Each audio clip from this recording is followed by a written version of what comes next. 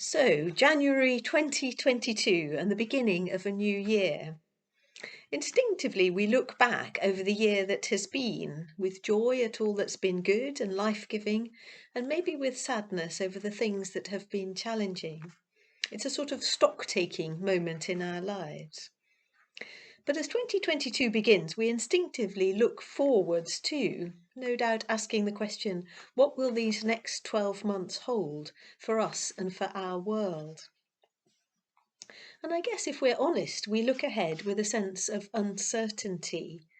What will COVID and the Omicron variant throw at us in the coming months? What increasingly challenging weather will our planet face?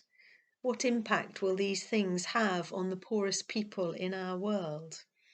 There are no easy or obvious answers, except that increasingly we're all in this together as a global community. So how should we, as Christians, look forward into 2022 and the months that are coming? What might a Christian mind or Christian thinking look like at this point in time?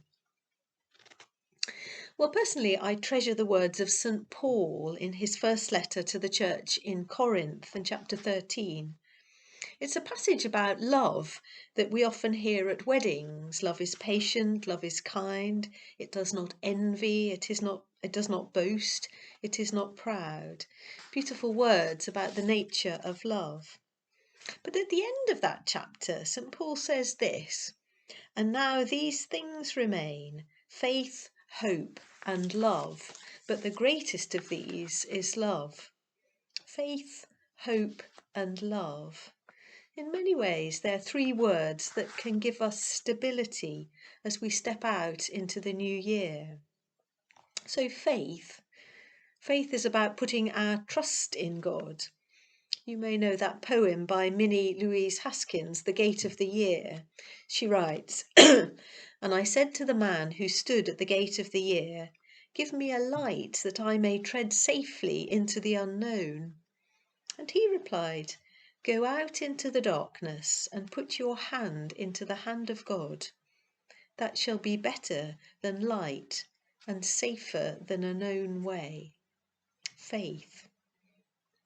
The second, according to St. Paul, is hope. And hope is different from optimism. Hope, at its heart, is about believing in the sovereignty of God. Over all things, above all things, and beneath all things, he is there, and our lives are held safely within his care. We can step out into the new year, hopefully, because the Lord is with us, and we know that he will lead and guide our steps.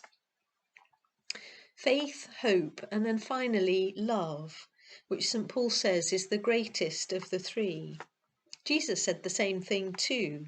To love God and to love our neighbour is the most important calling of all.